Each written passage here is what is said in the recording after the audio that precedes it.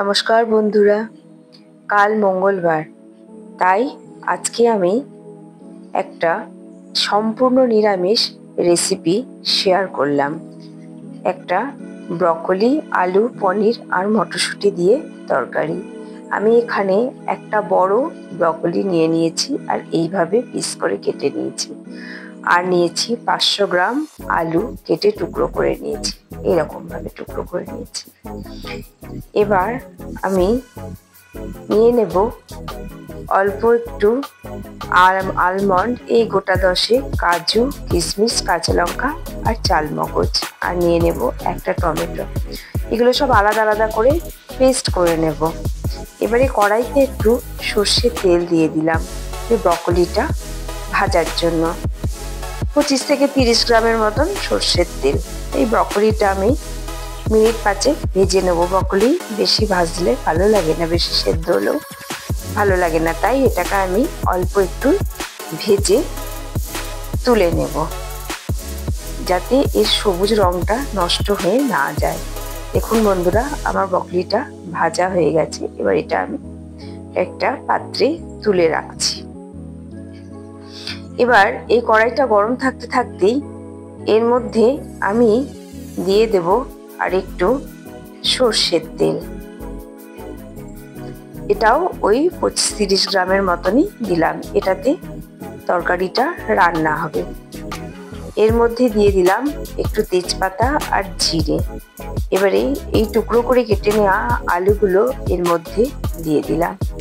এবার এটা আমি মিনিট 10 ভাজবো, যেহেতু নতুন আলু ভাজতে একটু সময় লাগে। এবারে এটা আমি দেখুন ভিজিয়ে রেখেছিলাম গরম জলে কাজুটা আর আমন্ডটা, ওইটা আমি এবারে পেস্ট করে নেব গোটাটাই।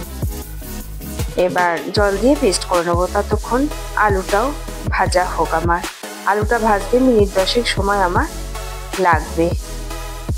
এবার আলুটা আমি ভেজে নিলাম আর টমেটোটা কেটে টুকরো করে নিয়েছি, এটাও আমি মিক্সিতে বেটে নেব। আর আলুগুলো উল্টে পাল্টে না দিলে না ভেতরগুলো ভালো ভাজা হয় না, তখন রান্না করার পর ঠান্ডা হয়ে গেলে একটু তখন শক্ত শক্ত হয়ে যায়। এবারে দিয়ে দিলাম লাল লঙ্কার গুঁড়ো, ঝালের জন্য দিয়ে দিলাম ধনের গুঁড়ো অল্প একটু, 2 চামচের মতো দিয়েছি। 1 চামচ জিরের গুঁড়ো দিয়েছি আর দিয়েছি হলুদ গুঁড়ো।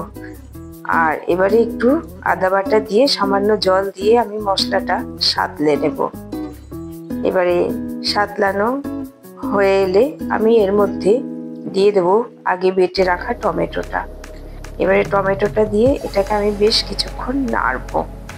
নেড়ে এটা বেশ সাঁতলানো হয়ে কাঁচা টমেটোর গন্ধটা চলে গেলে এর মধ্যে আমি নুন আর চিনিটা দিয়ে দেবো। আপনারা আপনাদের আন্দাজ মতন দেবেন। আর নিরামিষ তরকারি যেহেতু একটু মিষ্টি দিলে খারাপ লাগে না, খেতে ভালোই লাগে। এবারে দিয়ে দিলাম নুন আর চিনি। এবার এটা একটু নাড়াচাড়া হয়ে গেলে ওই চালমগজ, আমন্ড আর কাজু, কিশমিশ, কাঁচা লঙ্কা যে বাটাটা ওটা আমি ঢেলে দিয়েছি। বন্ধুরা ওটা স্কিপ করে গেছে ঢেলে দেওয়াটা, যাকে আমি ঢেলে দিয়েছি। এবারে এটাকে আমি ভালো করে নেড়ে চেড়ে এই মশলাটা তেলটা যখন আলাদা হয়ে যাবে তখন আমি এটার মধ্যে জল দিয়ে দেব। আমি এখানে 2 থেকে আড়াই কাপ জল ব্যবহার করেছি। এখানে আমি আড়াই কাপ জলই ব্যবহার করেছি। এবার ঢাকা দিয়ে আলুটা সেদ্ধ হয়ে গেলে তারপর ঢাকাটা খুলে এর মধ্যে দিয়ে দেব আমি ব্রকলি আর কিছু মটরশুঁটি।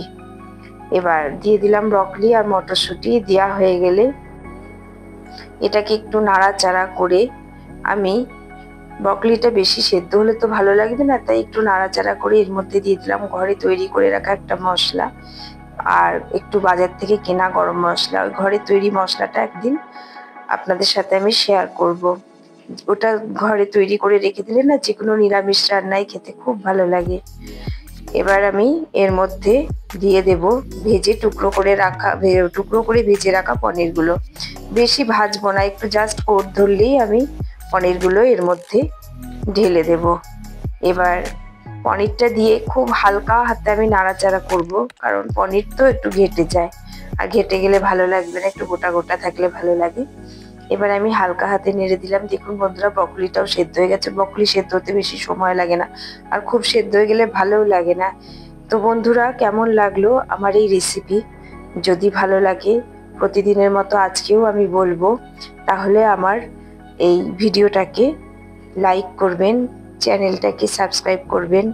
আর যদি কোনো বন্ধু বান্ধবের সাথে শেয়ার করতে মন হয় তাহলে শেয়ার করবেন। আর সুস্থ থাকবেন, ভালো থাকবেন। আজকের মতো আসি, আবার অন্য কোনো রেসিপি নিয়ে আসবো। টাটা।